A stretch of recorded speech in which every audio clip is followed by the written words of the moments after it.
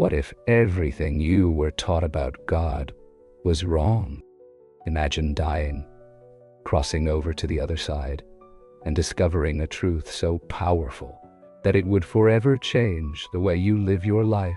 Today, we present the story of Javier, a man who died in an accident but returned with a message that is as clear as it is surprising.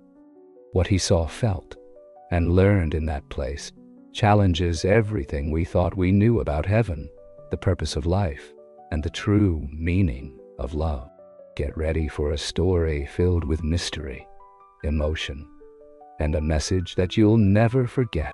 It's time to listen, to reflect, and perhaps to start seeing the world from a different perspective. Now, let's welcome Javier, who will tell us in his own words what it really means to cross over and come back. Hi, my name is Javier. I've always been an ordinary person. I live in a small town, surrounded by mountains, and I work as an elementary school teacher. My daily life is nothing extraordinary. I wake up early, hop on my bicycle, and head to school.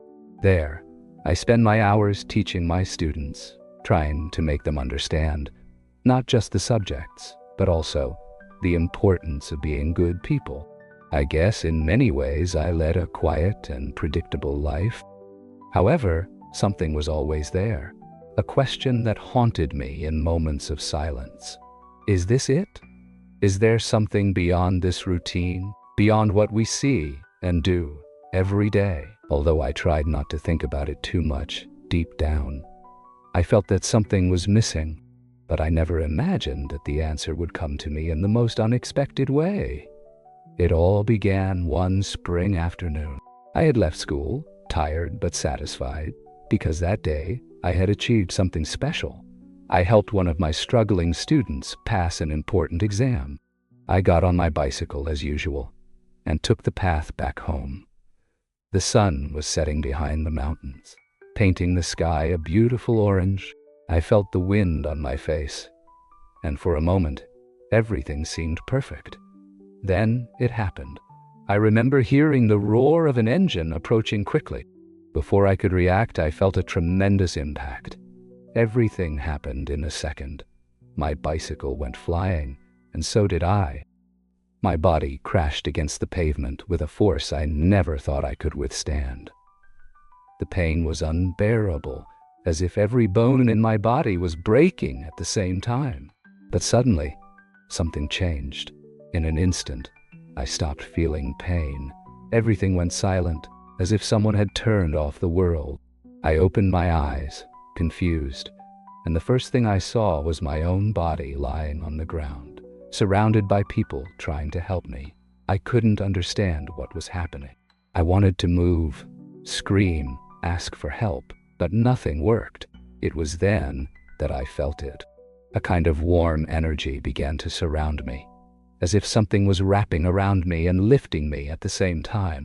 I didn't feel fear, but absolute peace, a calmness I had never experienced before. Everything around me began to transform. The gray of the asphalt and the chaos of the accident disappeared, as if someone had completely changed the scene. Now I was in a place filled with light, but it wasn't ordinary light. This light was vibrant, warm, and seemed to be made of pure love. The colors surrounding me were so intense and beautiful that I can't describe them in words. It was as if every hue told a story, as if every shade had a purpose, and the silence wasn't an empty silence, but one filled with peace, accompanied by a kind of music that didn't come from anywhere specific, but that I could feel within me. It was then that I saw it. A figure began to emerge from that light, and what I felt upon seeing it changed my life forever. I couldn't clearly distinguish its face at first, but as it got closer, its presence wrapped me in a feeling of love so pure that I couldn't hold back my tears. I didn't need words to know who it was. I knew immediately. It was God, but not the God they taught me about in church when I was a child. There were no golden thrones or severe judgments. There wasn't a distant, unreachable being.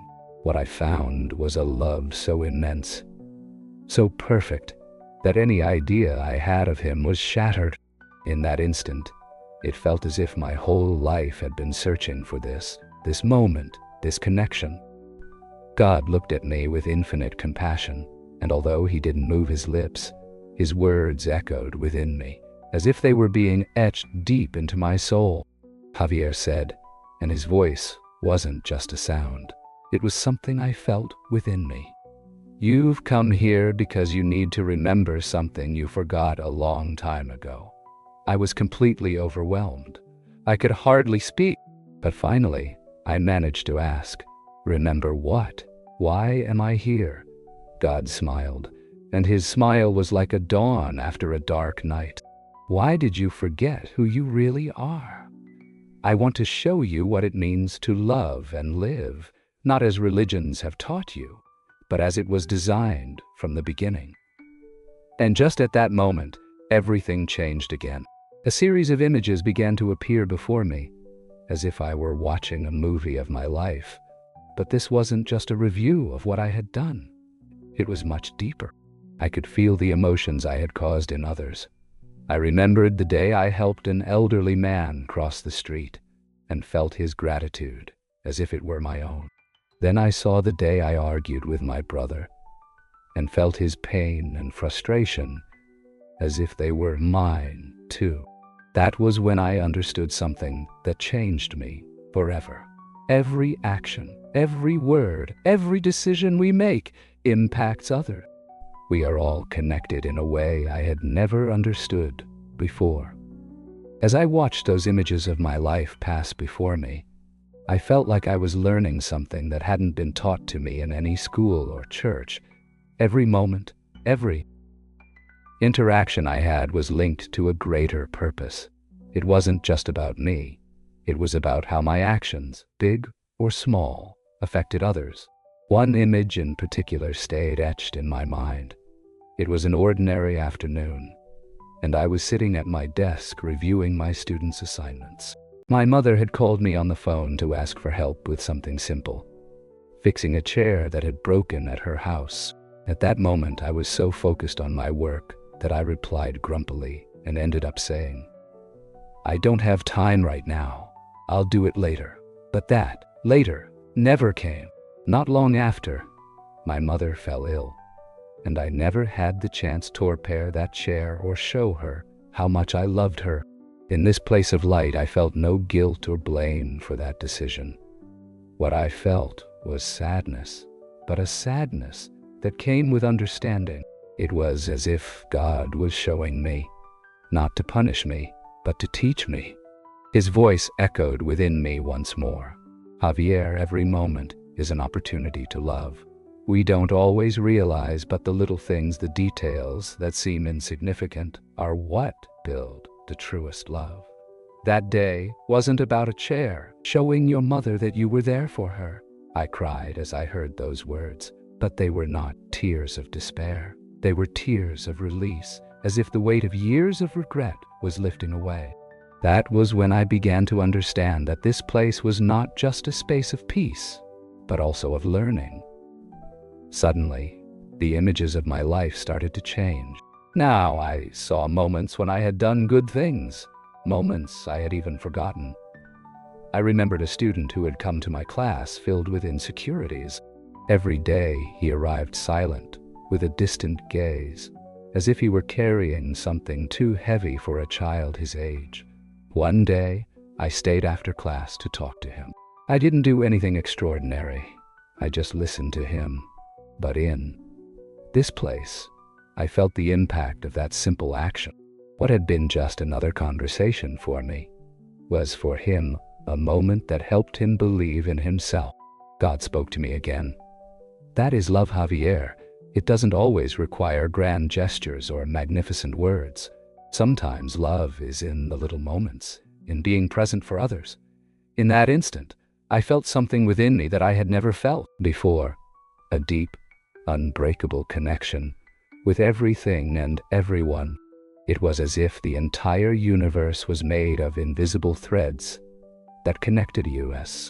Every action, every word, pulled on those threads, affecting everyone around me, even those I didn't know directly.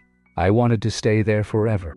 The peace, the love, and the understanding I felt were so immense that I couldn't imagine returning to the chaos of the world. But God had other plans. "Javier, it's not your time yet," she said softly. "You have to go back. You have so much to do, many people to love, and a purpose to fulfill." "I don't want to go back," I replied, tears in my eyes. "This place, this love, I've never felt anything like it." God smiled with infinite tenderness. "I know, but now that you've experienced it, you can take a piece of this with you. You can live your life differently, helping others remember what you have learned here."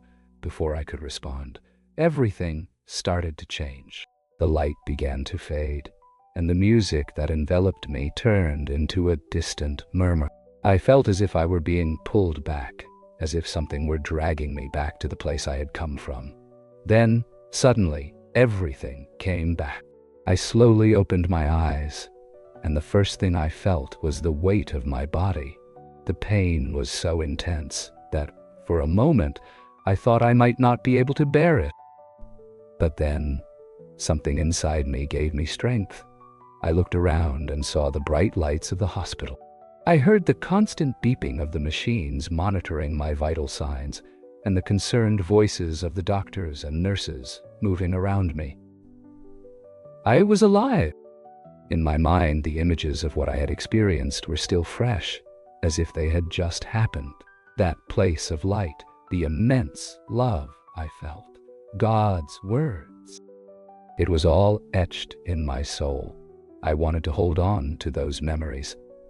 But at the same time, I knew that something new was beginning. God had sent me back with a purpose, and I couldn't waste any time. The weeks that followed were difficult. My body was broken. I had to undergo several surgeries and learn to walk again. There were days when despair attacked me, days when I wondered why I had to return. But every time that darkness tried to take over me, I remembered what God had shown me. Every moment is an opportunity to love. I would repeat to myself over and over again. Little by little, I began to understand how to apply that teaching in my daily life. The first thing I did when I left the hospital was visit my mother. I hugged her tightly, not caring what she thought. I asked for forgiveness, not only for the chair I never fixed, but for all the times I wasn't there for her. At first, I didn't understand why I was so emotional, but over time, I think she felt the change in me too. I returned to my job as a teacher, though it was a slow process. When I finally went back to the classroom, I realized I no longer saw my students the same way. I used to view them as kids who needed to learn math or language. Now, I saw them as unique souls, each with their own struggles, fears, and dreams. I started to listen to them more, to take an interest in their lives outside of school. One day, one of them, a boy who used to be very quiet, said to me, "Teacher, you're like a dad to us." Those words made me cry. It wasn't easy to explain to others what I had experienced. Some people listened with interest, others with skepticism, and some simply didn't know what to say. But I didn't care whether they believed me or not. I knew my mission wasn't to convince anyone, but to live according to what I had learned. I began to talk more with the people around me. Before, I was the kind of person who was always rushed, with my mind caught up in work or daily problems. Now, I took the time to greet them, to ask how they were doing, and I truly listened. Sometimes a simple conversation could change someone's mood, and that was enough for me. I also decided to help beyond my close circle. I volunteered at a community kitchen, something I would never have done before. I met people who had gone through much tougher situations than mine, and learned that love and empathy could transform even the most broken lives. It was as if every act of kindness, no matter how small, reconnected me with that infinite love I had experienced during my encounter with God. But it wasn't all easy. There were moments when I felt overwhelmed by the demands of the world, by others' expectations, and by my own fears. In those moments, I would close my eyes and remind myself of what I had felt in that place of light. That connection never left me, and every time I sought it, I found it within myself. One day, while walking through the park near my home, I saw a man sitting on a bench. He had his head down, and his hands were covering his face. He seemed to be going through a very tough time. I approached him without knowing exactly what to say, and simply asked if he was okay. At first he didn't respond, but after a few minutes, he started to talk. He shared with me the problems he was facing in his life, and I just listened. I didn't give him advice, didn't try to solve his problems. I was just there for him. In the end, he looked at me and said, "Thank you. You have no idea how much I needed someone to listen to me today." That night, as I lay down to sleep, I thought about God's words. Sometimes love is found in the small moments. He was right. I didn't need to do big things to make a difference. I just needed to be present, to be mindful of others, and to act from love. Now, every day I wake up with a question in my mind: how can I love today? I don't always have the immediate answer, but I've learned that sometimes all it takes is a smile, a kind word, or simply being there for those who need me. You might be wondering, why am I telling you this? Why open my heart and share something so personal, so deep? The answer is simple. Because I want you to know that you are also part of something much bigger than you can imagine. For a long time, I thought my life was insignificant, that my days had no purpose beyond routine. But I was wrong. I learned in the most unexpected way that every action, every decision matters, that we are all connected by invisible threads that bind us, and that every small act of love we do has an impact that goes far beyond what we can see. Maybe we don't always notice it. Maybe we don't even realize it in the moment. But every smile, every kind word, every time we listen to someone, we are making a difference. You don't need to have a near-death experience like mine to understand this. You don't need to reach the edge of the abyss to realize that love is the most powerful force that exists. But sometimes we forget. We get lost in stress, in the rush, in the worries of daily life, and we stop seeing what really matters. That's why I want to invite you to do something with me. Take a moment right now to think about the people around you. Maybe your family, your friends, your co-workers. Ask yourself, when was the last time you told them how much you love them? When was the last time you truly listened to them, without distractions, without rushing? Because those things, those little moments of love and connection, are what make life worth living. I want you to know that your life has a purpose. Even if you can't see it right now, you are important, and everything you do makes an impact. You may never meet all the people you've touched with your actions, but I assure you, they are there. And if you ever feel like your life is meaningless, remember this: love is your purpose. Loving and being loved is what connects us all. If this story has touched you in any way, if something I've said resonates in your heart, I'd like to ask you for a favor. Share this message with someone else, maybe a friend, a family member, or even someone you feel could use a bit of hope. We never know who might be going through a dark moment and how much they may need to hear something like this. At the end of the day, it's not about what we accumulate or the titles we reach. It's about how we love, how we live, and how we make the world a little better for those around us. That's what I learned the day I died and met God. Thank you for listening to my story. I hope it has touched your heart in some way too. And now I ask you directly, what would you do if you knew that every moment of your life has a purpose, that every gesture, no matter how small, can make a difference in someone else's world? If this story touched you, if it made you think, or opened your eyes to something you hadn't considered before, I want to invite you to take the next step. Share this message with someone who needs it, someone who might be looking for answers or just hope. We never know how a story can change a life. Also, if this content resonated with you, I ask that you like this video and subscribe to this channel. Here we continue to share stories that connect us to what really matters, to the invisible yet essential. And don't forget to activate the notification bell so you don't miss any of our upcoming posts. Now tell me, what do you think about what Javier experienced? Do you believe our actions are connected by a greater purpose? I want to read your thoughts in the comments. Share them because this community grows and enriches with what each of you brings. Remember this, each day is a new opportunity to love, to forgive, to be the best version of yourself. And never forget that every small act of love, even if you don't see it, leaves a mark that transcends what we can imagine. Thank you for being part of this message and for helping us bring hope, reflection, and love to those who need it most. You too are part of something bigger.